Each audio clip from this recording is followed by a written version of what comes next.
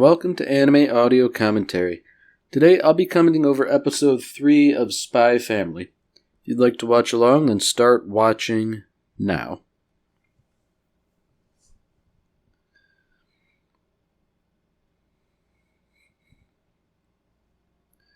So it seems like we have a little bit of a recap for those of us who have been sitting in the cheap seats. You know, sort of recapping the theme that there are things about yourself that you don't ever share with anyone. You know, you might be a spy, you might be an assassin, you might be able to read people's minds. And even if you're family, you can't share that. So for those of you who weren't paying attention, things are sort of in like a cold war between Ostania and Westalis. And if war breaks out, it would be very bad. So Agent Twilight, otherwise known as Lloyd Forger, is working tirelessly to prevent that.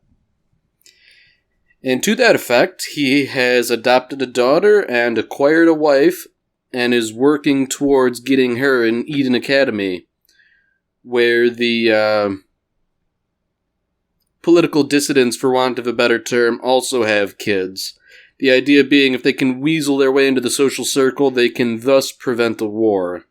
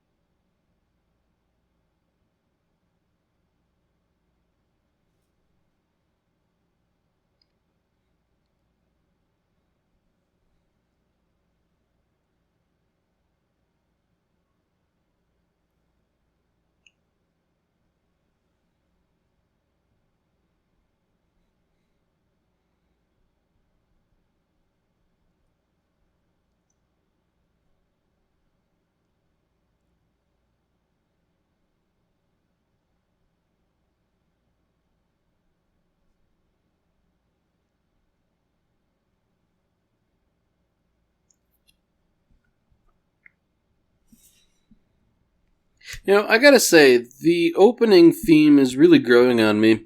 I didn't really like it at first. I liked the visuals, but it's starting to grow on me a little bit more. Like, it feels like it was trying to do like a Neo big band thing, but didn't fully commit, if that makes any sense.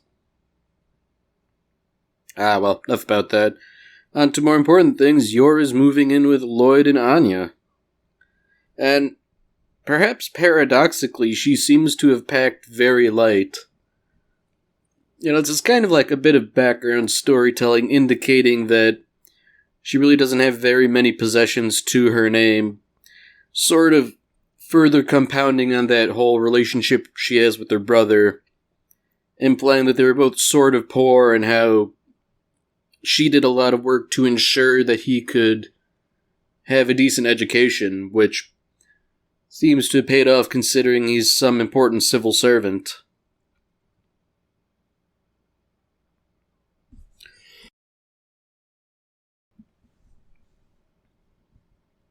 So one of the things I really like about Spy Family is that it really, I think, does a good job of capturing what kids are like, in the sense that they can only understand things to a certain capacity.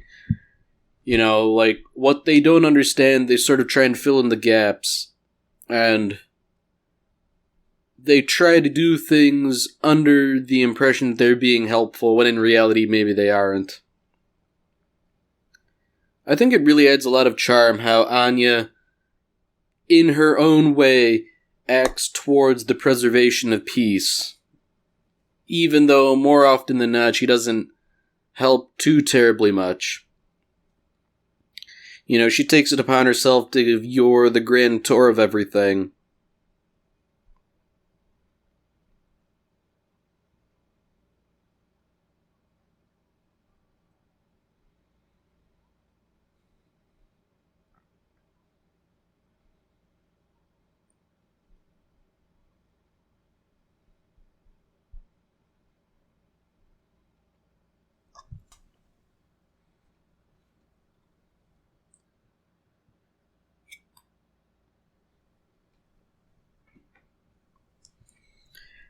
There are a lot of little touches that I like too, especially in Anya's dialogue, how she occasionally mispronounces things or mixes up words.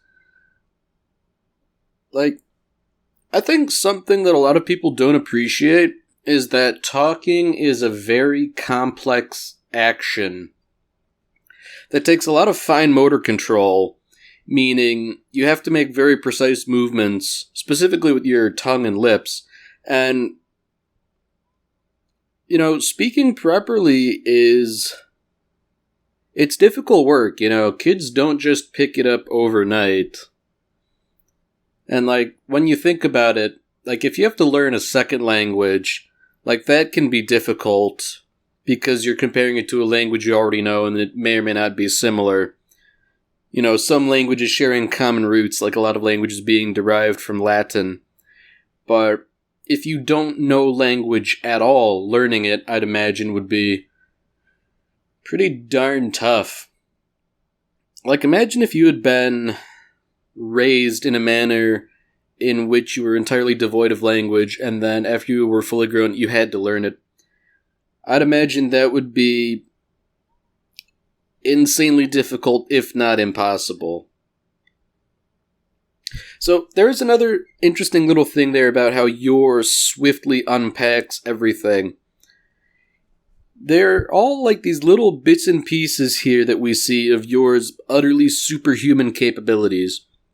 We saw it at the end of the last episode where she kicked that guy all the way down an alley in one blow, and how she essentially like emptied out and sorted 3 or 4 pretty large cardboard boxes.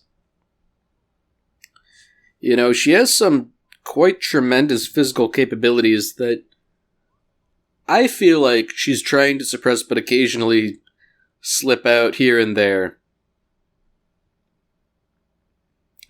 I also find it interesting that she saw fit to keep her assassination tools in an ordinary cardboard box, but I guess that sort of fits with her sort of naive personality. I don't want to call her airheaded, because I don't think that's quite fair. But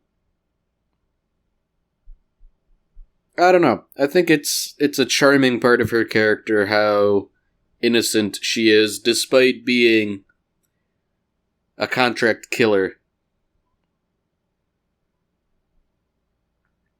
So this is the sort of thing I was mentioning. You know, Lloyd made cookies. Anya says, I helped too. And Lloyd says, well, that's not quite true. And it's sort of illustrated by, you know, Anya quote-unquote helping. You know, that's one of the things I remember from my childhood when I was really little, helping bake.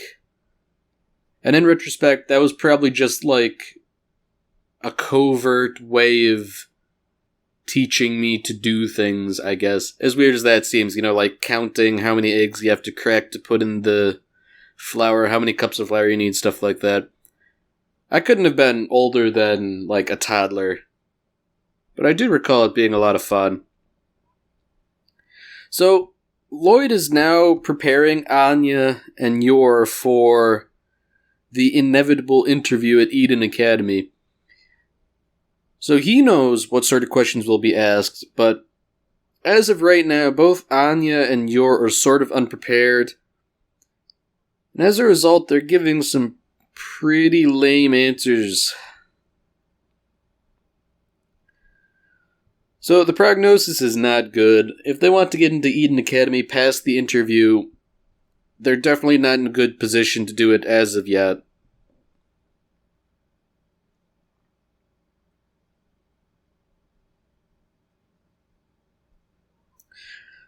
So, I feel like Lloyd is being a bit over-dramatic here by saying, well, this is the first time I've ever wanted to give up on a mission. Things are hopeless. Seems like that's a bit over-dramatic. He's jumping to that conclusion a little too quickly, considering he and Yor have only just been quote-unquote married. Once again, Frankie came through and forged a marriage certificate.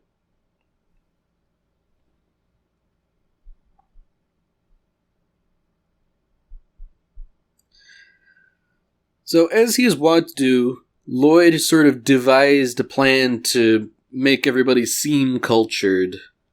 They're going to go out and pretend to be the high-class family that they need to be in order to get into Eden Academy.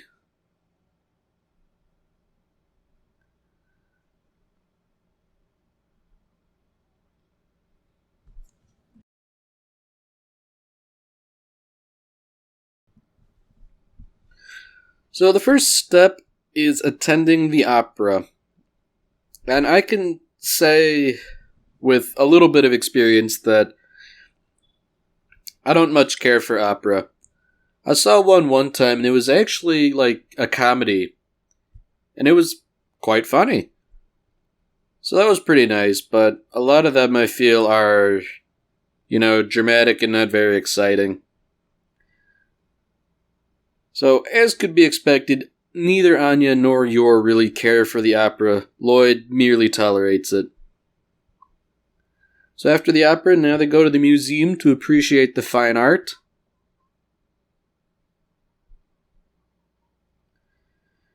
Now, I feel like one can't really blame Anya in this situation, pointing out all the naked people in the paintings and all the broken statues. I vaguely recall not being much different than that when I was that age. The really interesting bit is that Yor really likes the painting of the guillotine. Really makes you think, doesn't it?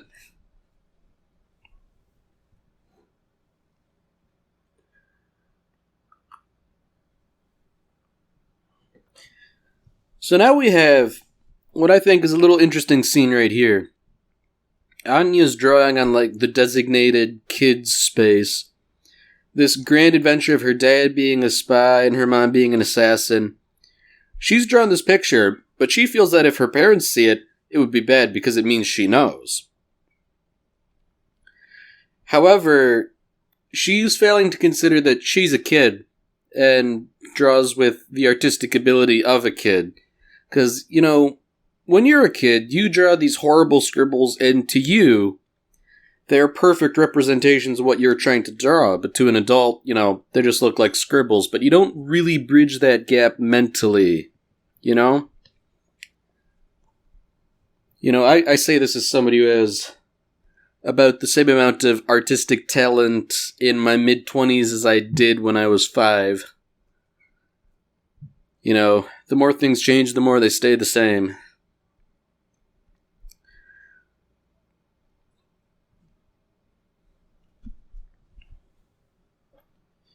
So Lloyd has decided that as a wealthy family they need to look the part. They need to have some nice clothes to go along with all the culture they're soaking up.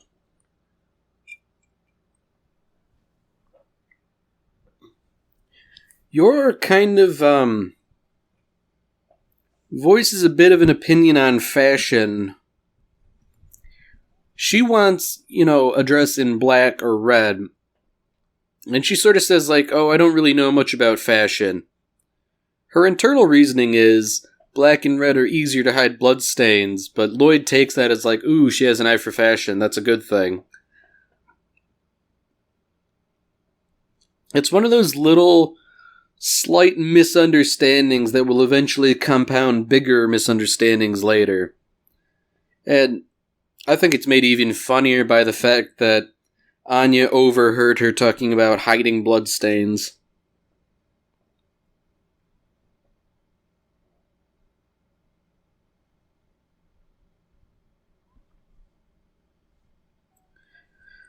So now Lloyd is being a bit more forward-thinking than Yor is, Because as far as the owner of the tailor shop knows, Lloyd is just Yor's boyfriend, when in fact they're husband and wife, at least for all practical purposes of their cover.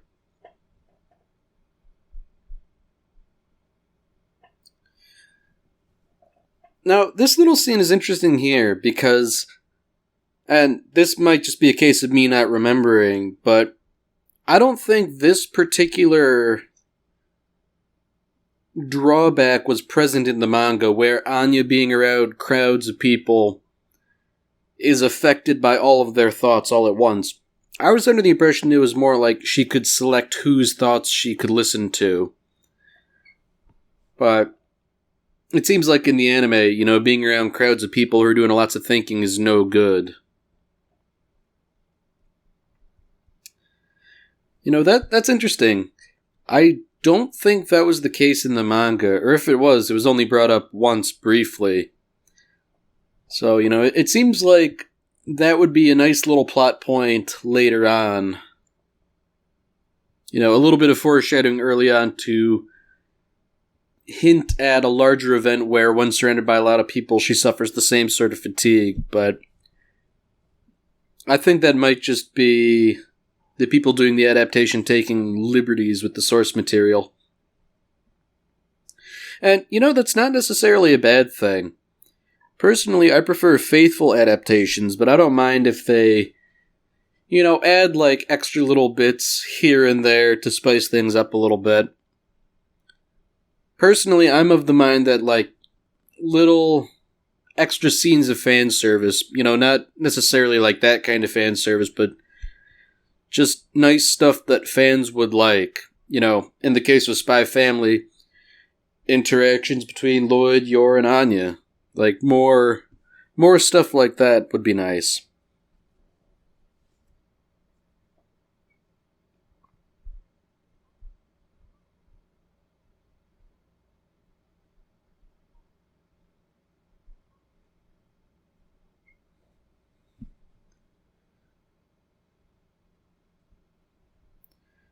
So it seems like everyone in their own way is really enjoying this little respite in the park, up until a thief strikes and robs an old lady. So Yor does what Yor does. She's normally pretty meek and quiet until something sets her off, and then she displays these superhuman abilities. Unfortunately for her, the thief managed to elude her.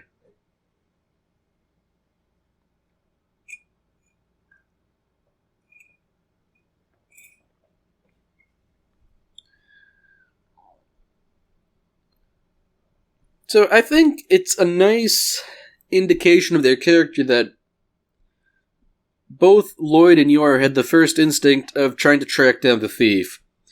Yor went for the more direct approach, whereas Lloyd is trying to, follow him.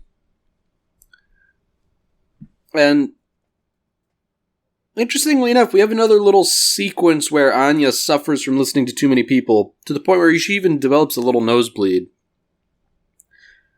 But Anya, in a sort of indirect way, points out the thief to Lloyd. She says, "Hey, let's go get cake at the bakery," where the thief is walking right by. And in pointing that out, she sort of alerts Lloyd without tipping him off.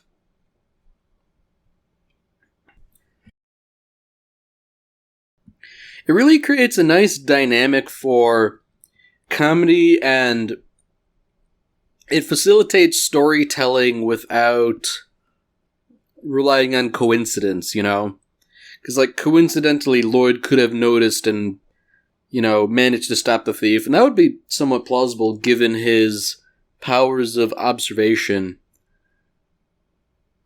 But I think it's nice that Anya is able to do something that's entirely in character, helping her parents, and do so in a way that's believable for a child, while also not drawing any unwanted attention to her.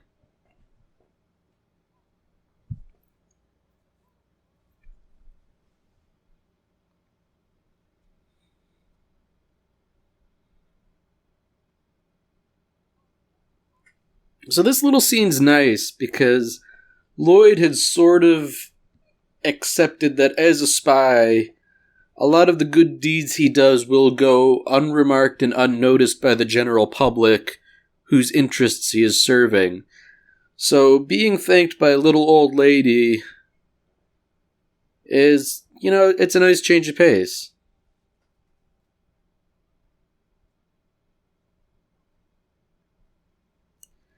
And, speaking on a only tangentially related topic, it is nice to be thanked when you do things.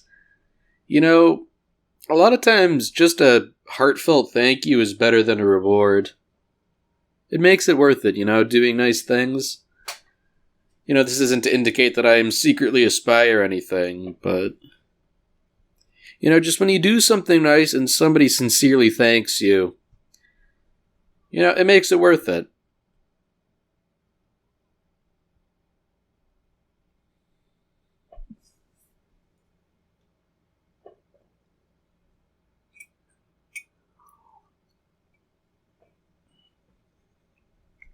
So, of course, Lloyd can't give up the mission just yet. They need to prepare for the interview.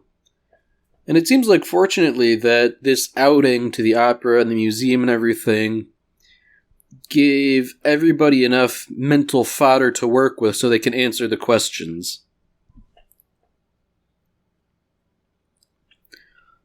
Of course, Anya, being a kid, has occasionally learned the wrong lesson from everything she witnessed today. But, that's just a matter of kids not always knowing what is, for want of a better term, politically expedient to say. Because, if your friend's doing something wrong, it's not necessarily appropriate to tackle them as you would with a thief. But, Anya, being a kid, doesn't necessarily know that. She wants to emulate her adoptive father, who has proven to be a hero.